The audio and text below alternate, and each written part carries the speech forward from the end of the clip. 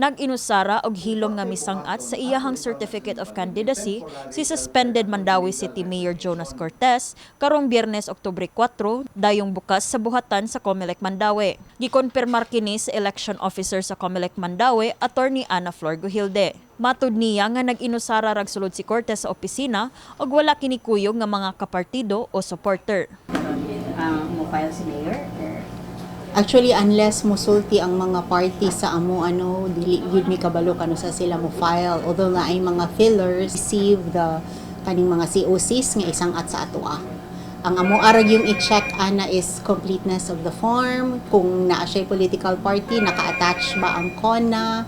Duha ka adlaw sa wala pamiduso si Cortes sa iyahang COC, nagpagawas ang Office of the Ombudsman sa ilahang desisyon sa pagpamulta o pagpakanaog sa pwesto kang Cortes tungod kay kini guilty sa grave misconduct. Ang dismissal of service batok ni Cortes naggikan sa pagtugot niya sa operasyon sa usa ka concrete batching plant niadtong tuig 2020 to 2022 sa Barangay Labugon, Taliwa sa kakuwang sa Health and Sanitation Clearances niini. Taliwa niini mipagawa si Cortes og pamahayag sa social media nga wala siya na supresa sa desisyon sa Ombudsman ug namasangil nga lihok kini tanan sa iyahang kakontra sa politika.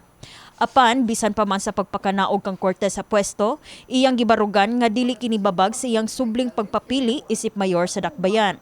Sa mensahe nga iyang gipadala sa mga sakop sa media, nagkanayon si Cortes nga ang pagsang-at niya og COC karon usa ka pamaagi aron pagpahunong sa mga istorya nga dili na siya mahimong makadagan pa. Taliwa sa pagtumaw karon sa walag tuo nga suspension o dismissal sa pipila ka mga leader sa Sugbo, giklaro sa COMELEC nga dawaton gihapon nila ang COC sa mao mga political aspirants, ilabi na nga gipaabot pasab ang pinal nga hukom kanila.